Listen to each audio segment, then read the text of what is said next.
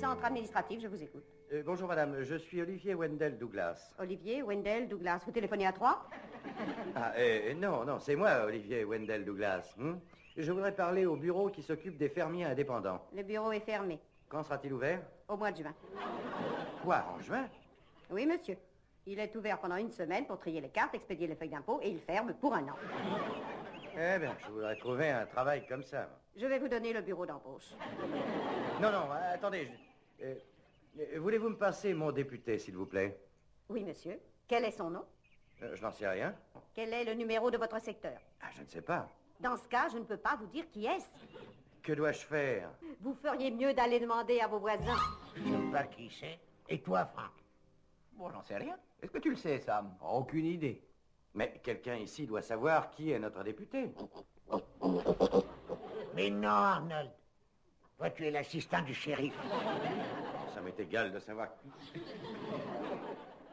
La dernière fois que vous avez voté pour élire un député, qui s'était présenté dans ce secteur? Moi, bien sûr.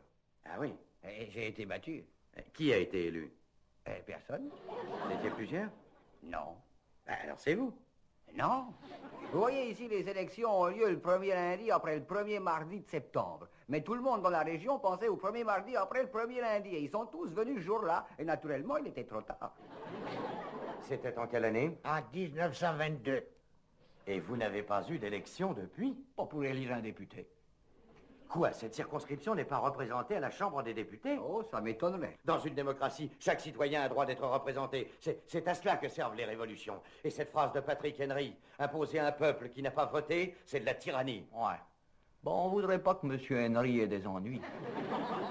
Oh, ne craignez rien, il est mort. Écoutez-moi, avez-vous payé cette année?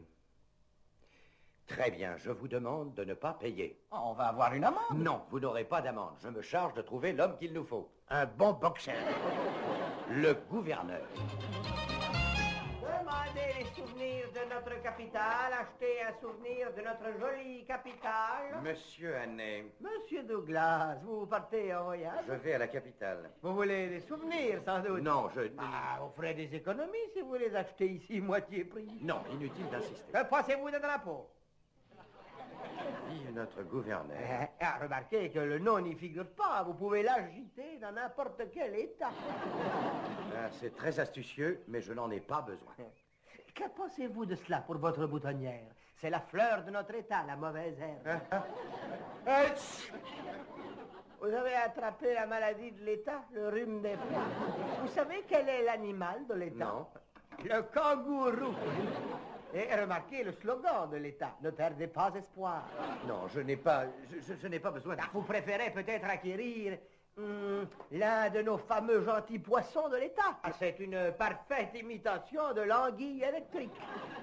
Il existe des poissons qui portent ce nom-là? Il a été inventé pour commémorer le cinquantenaire de l'avènement de l'électricité. Non, je n'ai pas besoin de souvenirs. Je ne serai à la capitale que pour quelques jours. Je puis vous réserver vos chambres d'hôtel.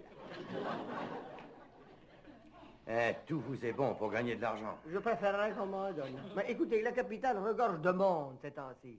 Mais il reste quelque chose à louer aux Mauvaises Herbes Plaza, à l'Anguille Astoria et au Kangourou Hilton.